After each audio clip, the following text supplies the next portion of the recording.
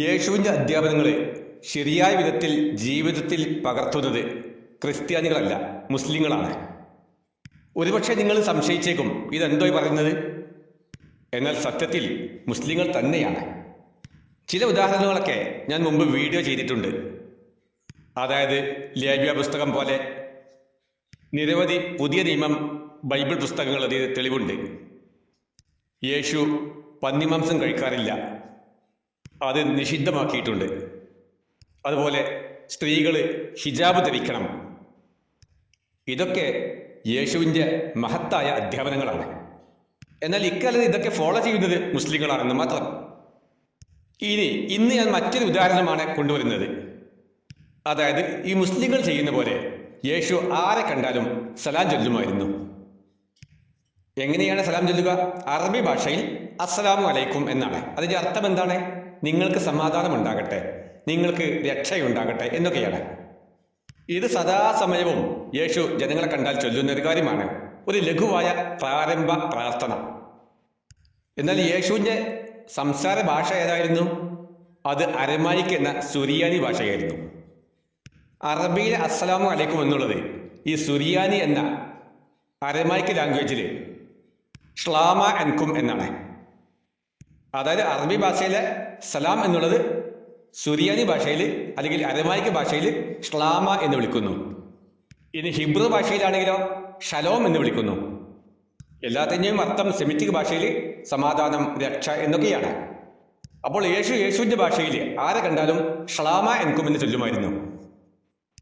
പക്ഷേ ഇന്നത്തെ നമ്മുടെ ക്രിസ്ത്യാനികളൊന്നും യേശുവിൻ്റെ ഈ അധ്യാപനം ഉൾക്കൊണ്ട് ജീവിക്കാറില്ല എന്ന് മാത്രം. ബൈബിൾ പുസ്തകങ്ങളിലെ ഏറ്റവും പ്രധാനപ്പെട്ട ഒരു പുസ്തകമാണ് യോഹന്നാന്റെ സുവിശേഷം. യേശുവിൻ്റെ 12 അപ്പോസ്തലന്മാരിൽ ഏറ്റവും പ്രധാനപ്പെട്ട ഒരാളാണ് യോഹന്നാൻ. ആ യോഹന്നാൻ എഴുതിയ മഹത്തായ സുവിശേഷ പുസ്തകമാണ് ബൈബിളാണ് യോഹന്നാന്റെ ബൈബിള് അല്ലെങ്കിൽ യോഹന്നാന്റെ സുവിശേഷം എന്നൊക്കെ വിളിക്കുന്ന പുസ്തകം.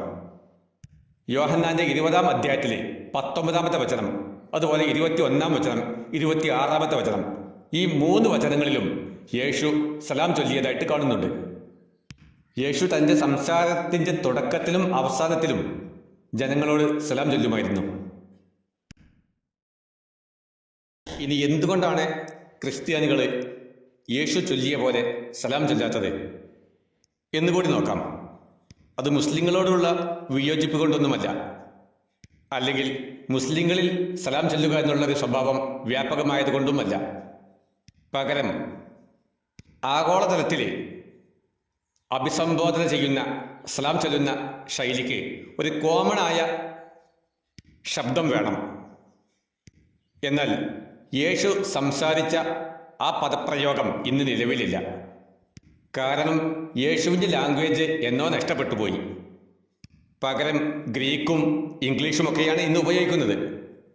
അതുകൊണ്ട് തന്നെ യേശു സംസാരിക്കാൻ ഉപയോഗിച്ച ഭാഷയോ അല്ലെങ്കിൽ യേശു അഭിസംബോധന ചെയ്യാൻ ഉപയോഗിച്ച ആ പദപ്രയോഗമോ ഇന്ന് ലോകവ്യാപകമായി ഉപയോഗിക്കാനും അത് പ്രയോഗവൽക്കരിക്കാനും പ്രയാസമാണ്.